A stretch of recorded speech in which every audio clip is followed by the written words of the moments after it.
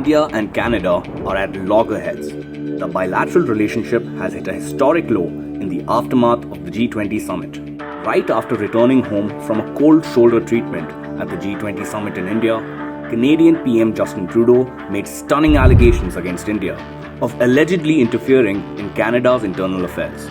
He mentioned vague terms like credible allegations of a potential link between agents of the government of India and the killing of a Canadian citizen, Hardeep Singh Nijjar.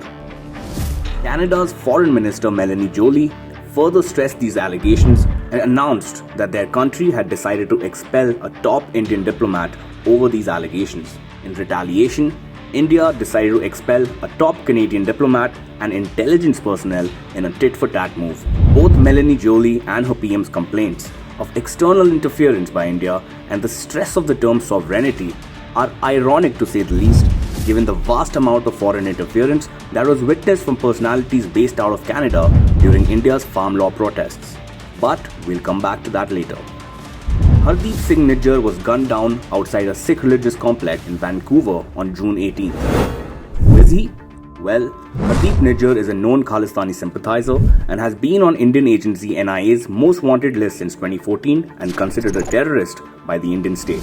Despite numerous requests for extradition over the past 9 years, Canada has refused to relent. Despite Canada's claims that he was a Canadian citizen killed on Canadian soil, his journey to citizenship is shady to say the least. When Nijjar first arrived in Canada in 1998, Canadian authorities rejected his plea for asylum, citing discrepancies in the documents he had presented.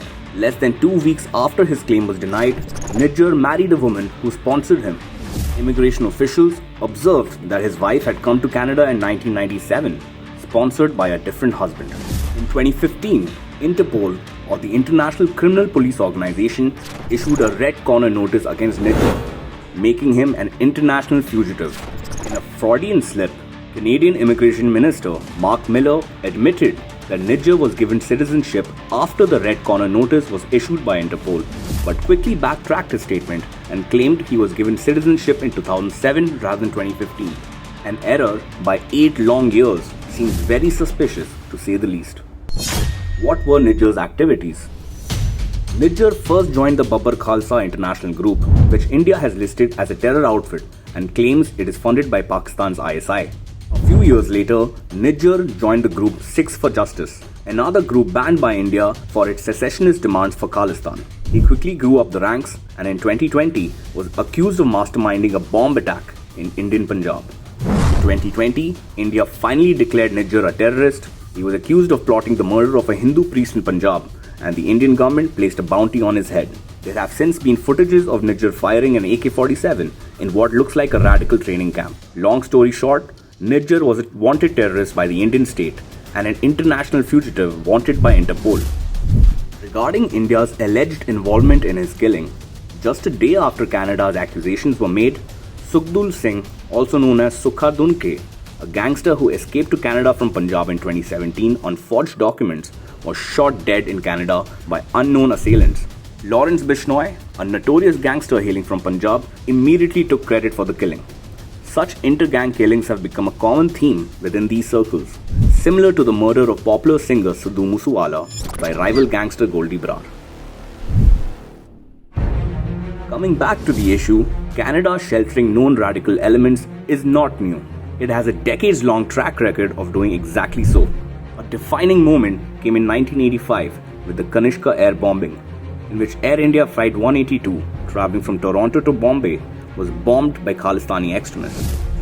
All 329 passengers and crew, which included Indians, Canadians, and a total of 80 plus children, were killed. Interestingly, back then, it was Justin Trudeau's father, Pierre Trudeau, who was the Prime Minister of Canada, who took a soft view towards the perpetrators.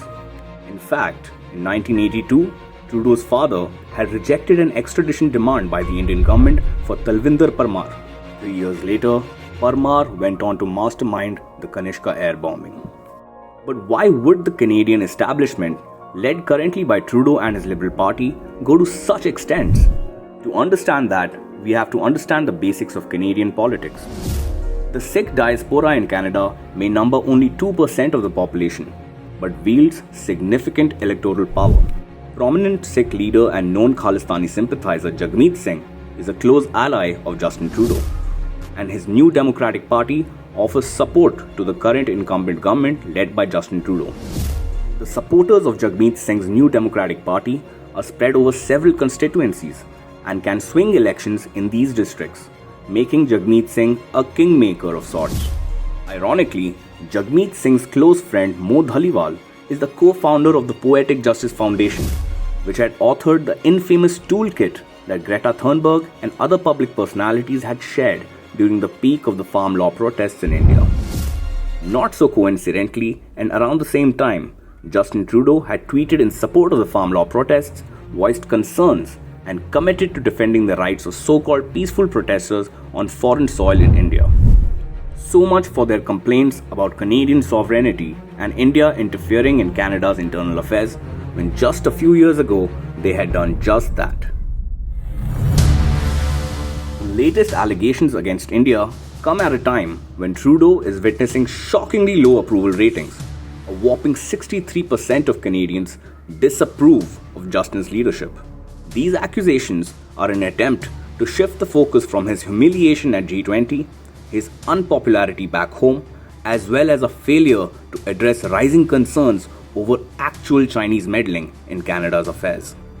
In essence, Trudeau is jeopardizing Canada's long-term relationship with India and pandering to a radical fringe section of the Sikh diaspora, all just for salvaging his declining political career.